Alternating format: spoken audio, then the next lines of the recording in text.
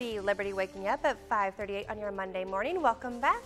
Lindsay Boach is going to join us now. She is live at the Humane Society in Quincy this morning. Howdy.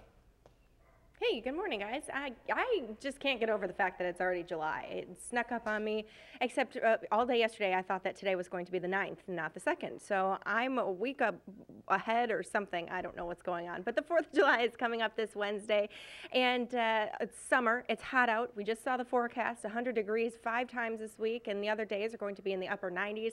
So how are we going to keep our pets safe this summer? We're going to talk to Lindsay Klobe here, who has the answer for us. Hopefully I have the answer. One of the most important things I like to tell people is, just because you just don't want to leave your dogs outside in weather like this. I mean, imagine being outside yourself with a fur coat on. I mean, everyone's been saying it's so disgusting, and I just can't imagine, how outside dogs are dealing with that at this time of year. But if they have to be outside, absolutely, you just make sure they have plenty of cool, fresh water and some shade, because that will help a little bit.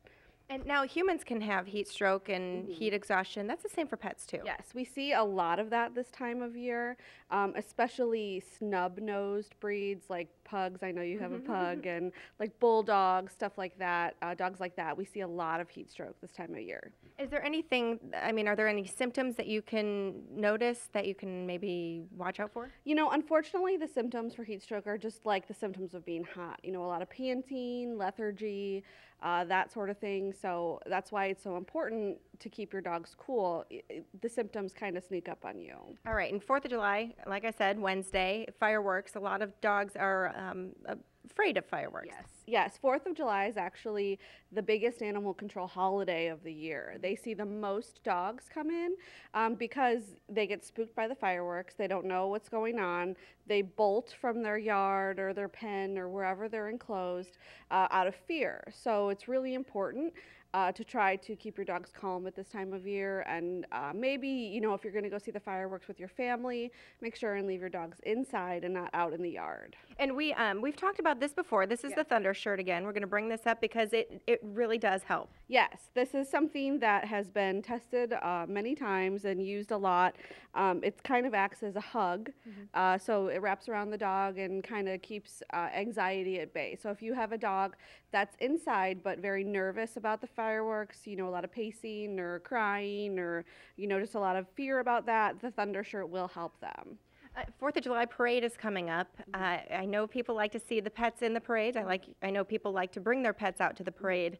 It's still going to be 100 degrees. Yeah, I definitely wouldn't. I'm not even letting my dogs hang out outside just because it's so hot. I just don't want anything to happen to them. So, if you really want to bring your dog to the parade, that's fine. But I definitely want to bring him to the fireworks Wednesday night. And bring lots of water as well. All right, thank you very much, Lindsay. We're going to talk to you a little bit later when we give you our cat of the month and dog of the month. So if you don't have a pet and you want one for maybe 4th of July, I don't know, you can adopt one from here. We're going to show you 2 great options coming up later in the show. We look forward to that. There's a live look at the White House this morning on this July 2nd. Welcome back to KHQA this morning. Lindsay Boach joins us now. Yes, she is live this morning at the Humane Society. Good morning, Lindsay. Good morning, guys. Yes, we have a little friend with us as well. This is Ava, and she is a little bit older than some of the other cats that we've had on here. So I'm going to let Lindsay explain a little bit about how old she is and what house she would be good in. Ava is 10 and a half. We've had her for a little bit. She's a total sweetheart. She is what we call a Torby, a cross between a tortoiseshell and something else that I can't remember right now, but she's super, super pretty. This is actually my favorite kind of cat, and she is just a lover. She is the one who greets you in the cat room when you come in, and just is totally sweet, although right now I think she's a little wigged about what's going on. But a little limp right now. Yeah, she's got a look on her face. But, she would be just a sweetheart. And, I think any home, kids might freak her out a little bit. But, anyone who has room for a cat, I think she would do great. And we talked a little bit about dogs and fireworks. Do cats usually get freaked out by fireworks as well? I don't. It's possible. I mean, they probably don't understand the noise and all that stuff, but cats are so good at hiding that I think they kind of just handle it themselves and then are fine the next day. So And if somebody would like to adopt Ava, how do they get a hold of you guys? What do they need to do? just come on here to the shelter or give us a call. There's an application, and no, she does not know what's going on. But I mean, we can usually do it same day. All right. So if the number here is, It's 223-8786. and you guys are located on North 36th Street. So if you're interested in Ava, very sweet, 10 and a half years old. So probably good, like you said, with not younger kids, but if you have older kids or if you don't have any kids at all, might be a good home for Ava. And if Ava doesn't work, I'm sure there are plenty more kitties there that they could try out or test drive, but play with and see if they would work for You their don't family. drive a cat. No, I don't think you can test drive them. Yeah, that's not a good idea. No. Also, not a very Cute. Lindsay Boach joins us now. Yeah, she's live this morning at the Humane Society. Good morning, Lindsay. Good morning, guys. And Chad, before we start, I want to point something out. Last week you said you couldn't wait for Tegan to get back because I was giving you all these 100-degree temperatures. Well, I just want to make sure that you know that Tegan has more 100-degree temperatures on her forecast than I ever did. Look at that finger pointing. Wow. I'm a little scared. I'm glad you're not here today. Plus, Tegan's bringing with us some humidity. You didn't have that. Right. Would you rather have humidity or not? None. At least when it's 100 degrees. So there you go. There you go.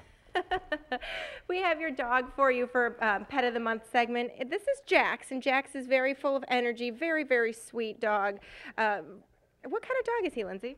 He is a lab mix. I'm guessing he's mixed with some sort of spaniel or something like that.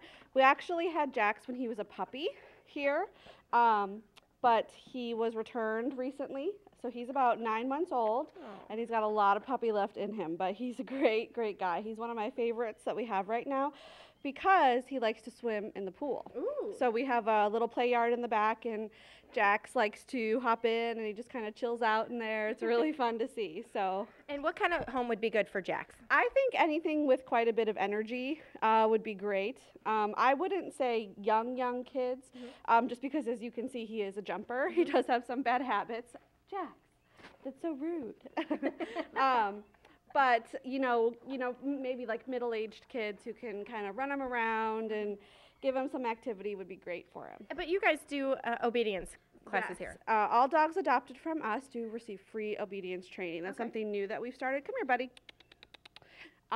So that's a great, benefit. Our goal is to try to keep the dogs that are adopted from us in their homes. So, Tangled up here. Oh, look at that. So cute. Very, very friendly. And if people want to adopt him? just come on out here, give us a call. We've got, like I said, an application and an interview to do, and then we'll send them home with you. How much time does training a puppy like this take? Oh, it's a lot of work, and that's primarily where we get a lot of our returns from. Mm-hmm. You know, people see a cute little fluffy puppy and they want them, and then they grow into this, kind of, at times, unmanageable, wild thing, So you have to spend a lot of time working with them, make sure they learn manners and all that stuff. But, they outgrow this puppy stage, within a couple years. So if you can just work on that and get through that tough time, Long tongue. then they'll be great companions for you. All right, sounds good. And if you are interested in Jax, you can come on by to the Quincy Humane Society. When are you guys open? 11:30 to 5 every day but Sunday. All right, and you can take a look at Jax. You can go in one of the rooms and play with him, see if Jax is right for your family. See, and Lindsay, is that a chocolate? Is Jax kind of brown or is he black? No, he's brown. Yes, he's brown. And look at he's got a little strip of white down his chest also. He is beautiful. All right. Nice. And usually with an excitable dog, they Really have a lot cute. of love to share. A lot of love. They're